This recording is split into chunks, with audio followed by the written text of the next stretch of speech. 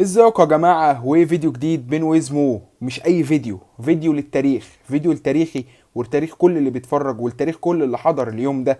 الارجنتين بتكسب كاس العالم، ميسي بيكسب كاس العالم، حدث ما كان الجميع يتمناه. ميسي اخيرا تبتسم له الكرة، ميسي اخيرا الكرة بتديله جزء ولو صغير من حقه. ميسي بطل العالم، نهائي قد يكون الافضل في التاريخ. اعملوا لنا لايك شير سبسكرايب ويلا بينا نبدأ. عندنا كلام كتير جدا هنقوله في الفيديو ده.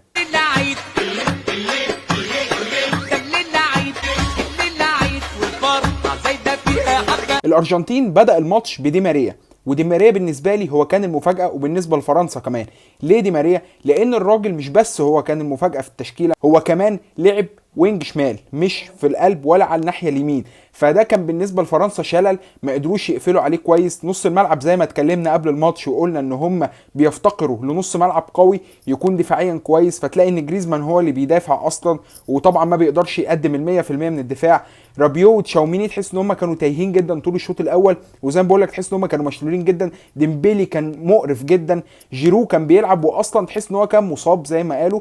فالراجل طبعا لما خرجه ونزل كولو موناي ونزل بعد كده ماركوس تورام، فهو كان باين جدا ان جيرو مصاب اصلا قبل الماتش. وعلى الناحيه الثانيه الارجنتين زي ما بقول لكم كان دي ماريا بالنسبه لهم هو طوق النجاه. حتى ميسي نفسه كان بيدور عليه عشان يديله الكوره، لان هو كان فاتح شوارع في الناحيه بتاع الكوندي دي، ما كانش حد قادر يوقفه. وجاب طبعا ضربه الجزاء اللي عملها عثمان ديمبيلي، والهدف الثاني طبعا اللي حطه دي ماريا. ماك اليستر عملها له حلوه جدا، كانت مرتده نموذج بجد. والارجنتين خلصوا الشوط الاول 2-0، والاحتفالات بدات تشتغل بعد الشوط الاول. وزي ما قلت لكم الاحتفالات بعد الشوط الاول بدات تشتغل، ولكن ابو تريكه شدد على حاجه مهمه جدا في الاستوديو التحليلي، وهو ان الاحتفال مبكرا في كره القدم خطا كبير جدا بيقع فيه المشجعين. وده اللي حصل فعلا في الشوط الثاني. لما نزلوا الشوط الثاني كان نفس الشكل تقريبا، كانت برضو فرنسا وحشه جدا والارجنتين مسيطره بشكل كبير.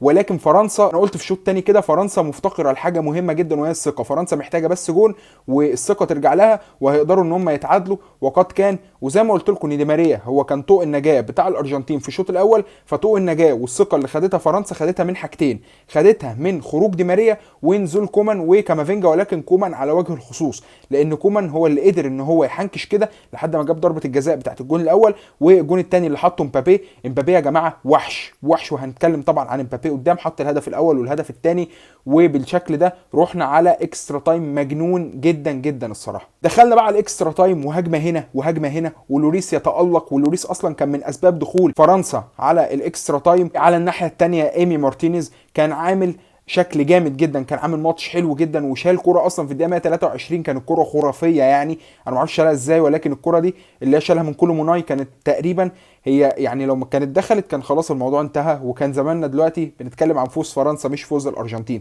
ولكن لو طاروا ضيع كتير جدا، لو طاروا يعني فكرنا باجواين 2014 كده. ولكن ميسي انه يحط الهدف الثالث، ورد بسرعه جدا امبابي ببينالتي وحطها. ومبابي النهارده مسجل 3 ضربات جزاء، ضربتين في الماتش وضربه جزاء طبعا في البينالتيات لما نجيلها قدام. ودخلنا بقى على البينالتيات ودخلنا على ضربات الجزاء. اكسترا تايم كان جنان الصراحه.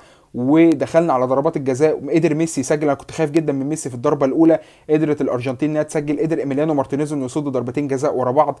ايميليانو مارتينيز ده مجنون يا جماعه، مجنون بصراحه. بس حارس يعني حارس رائع، يستحق طبعا ان هو يبقى حارس البطوله، يستحق عن جداره يعني. وفي الاخر فازت الارجنتين. ميسي خد احسن لاعب طبعا في البطوله، يستحقها بلا اي نقاش. امبابي خد هداف البطوله، يستحقها بلا اي نقاش. ايميليانو مارتينيز خد حارس البطوله. يعني انزو فرنانديز خد افضل لاعب شاب في البطوله. انا حاسس ان انا نتكلم فيها شويه، لان كان في لعيبه برضو تستاهل ان هي تاخد اللقب ده. انا كنت شايف ان ممكن الراجل عز الدين قناحي ان هو يكون صاحب اللقب ده، ولكن مش مشكله، خلاص اللي حصل حصل يعني. وانزو فرنانديز قدم بطوله كبيره جدا جدا يعني. انا مبسوط جدا ان ميسي خد حقه في الكوره، وقدر ان هو يبقى بطل العالم، وقدر ان هو ياخد كاس العالم ويختم مشواره مع منتخب الارجنتين بالحلاوه دي وبالشكل اللي احنا شفناه، شكل الجميل قوي قوي ده. وزي ما بقول لكم في النهايه ميسي يستحق انه يختم حياته ويختم مشواره بالشكل ده وبالبطوله دي.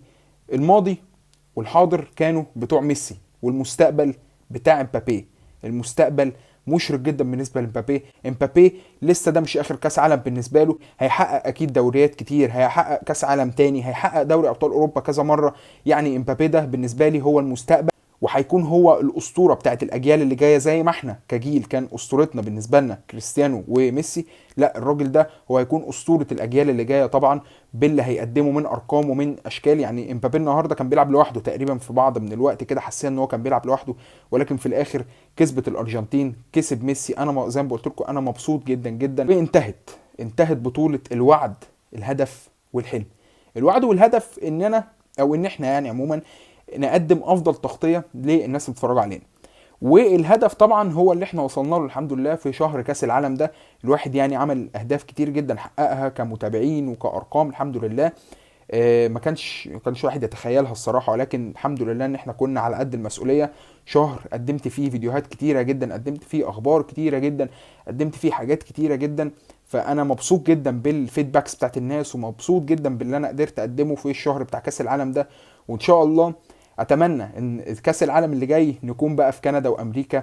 فاستنونا واستنونا فيديوهات جايه تانية كتير، هنتكلم بقى وهنرجع لحياتنا العاديه، للدوري الانجليزي ودوري ابطال اوروبا وكل الكلام ده. اشوفكم الفيديوهات الجايه. سلام.